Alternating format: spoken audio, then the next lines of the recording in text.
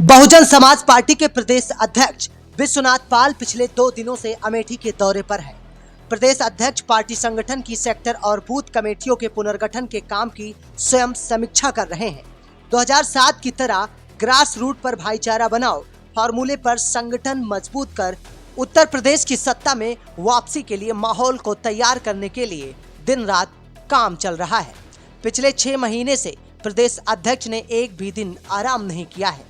अमेठी विधानसभा में कार्यकर्ता बैठक के दौरान पारदर्शी विकास से बातचीत में उन्होंने सत्तारूढ़ भाजपा सहित सभी राजनीतिक दलों को निशाने पर लिया और कहा कि बहुजन समाज पार्टी एकमात्र राष्ट्रीय पार्टी है जो भारतीय संविधान के अनुरूप शासन व्यवस्था की स्थापना और सर्व समाज के हितों के लिए संघर्षरत है। कमेटियों का गठन हो रहा है, उसी कड़ी में मैं लगातार किसी न किसी विधानसभा के किसी न किसी सेक्टर के किसी न किसी पोलिंग बूथ पर मैं भी जा रहा हूँ।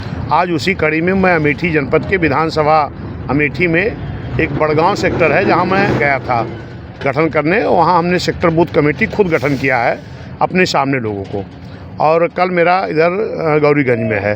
तो लगातार क्योंकि यहाँ 4 विधानसभाएँ हैं तो चारों विधानसभा मेरा 4 दिन में ये कार्यक्रम पूरा हो जाएगा। कार्यक्रम कब तक चलेगा?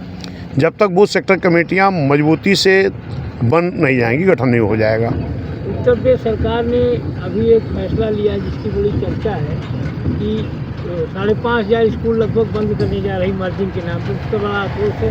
आपकी पार्टी का आपका क्या दृष्टि? निश्चित है कि भारतीय जनता पार्टी जब से शासन में आई है ना तो इनकी कानून व्यवस्था सही है, ना तो रोज़गार लोगों को दे रही, जबकि रोज़गार छीनने का काम कर रही है।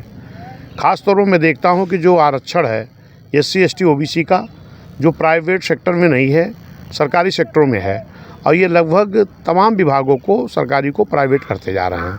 उससे बड़ा नुकसान हो रहा है। जैसे इनका कहना है कि हम विद्यालय में बच्चे नहीं हैं, तो बच्चे नहीं तो बच्चे आने की व्यवस्था करनी चाहिए।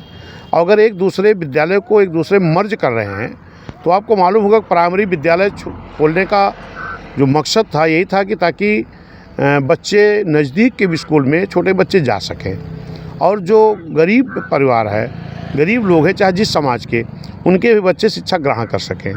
लेकिन जो ये सरकार की व्यवस्था दिखाई पड़ रही है कि अगर एक दूसरे के विद्यालय को एक दूसरे विद्यालय में मर्ज करते हैं तब तो छोटे बच्चे दूर के विद्यालय में जा नहीं पाएंगे, तो गरीबों की शिक्षा नहीं हो पाएगी। और उधर जो टीचर हैं उनको कैसे एडजस्ट करेंगे ये?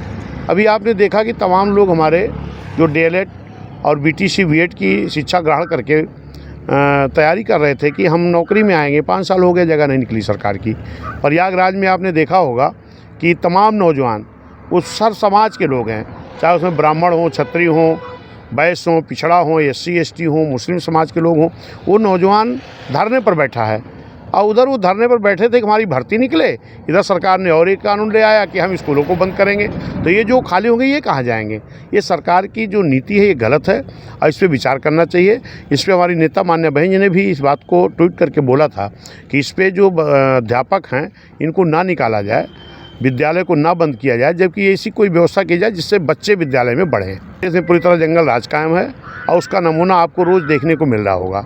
हत्या, बलात्कार, रेप घटनाएँ, तमाम जगह अपमान, समाज में तमाम लोगों का ये लगातार चल रहा है और ये सरकार इस चीज़ को संभाल नहीं पा रही। इस पर सरकार को गौर करना चाहिए। 2027 के चुनाव निश्चित है कि बहुजन समाज पार्टी 2007 में जिस तर्ज पर एक भाईचारा तैयार किया था गांव स्तर पर, बूथ स्तर पर, उसी पर फिर से हम सभी लोग लगे हैं।